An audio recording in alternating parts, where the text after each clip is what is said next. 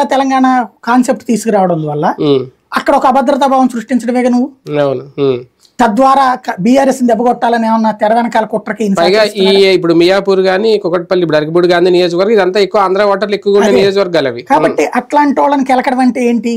BRS ని మోసం చేయడం. రేపు రాబోయే జిహెచ్ఎంసీ ఎలక్షన్స్ కోసం అరకపూడి గాంధీని ముందుకు పెట్టి కౌశిక్ రెడ్డిని తెర వెనక నుంచి సహకారం తీసుకుని రేవంత్ రెడ్డి ఏమైనా గేమ్ ఆడాడా చెప్పలేం.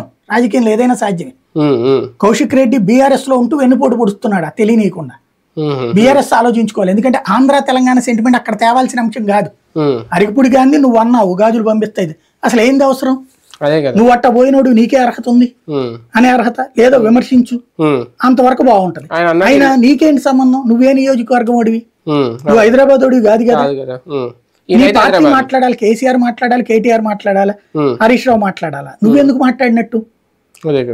కాబట్టి అక్కడ ఏంటంటే సంథింగ్ ఇతని ద్వారా ఏదో గేమ్ నడిపినట్టు కనబడుతుంది.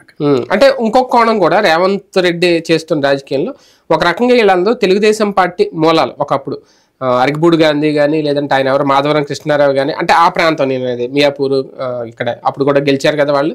తర్వాత ఇందులోకి వచ్చేసిన వాళ్ళే, బీఆర్ఎస్ లోకి వచ్చిన వాళ్ళు. ఓకే, ఇప్పుడు ఈయన కాంగ్రెస్ లోకి వెళ్ళారని టీడీపీ మూలాలకి మీద మళ్ళీ ఈయన ఏమన్నా అక్కడ ప్రాధాన్యత ఇవ్వడం, రేవంత్ రెడ్డి కూడా అదే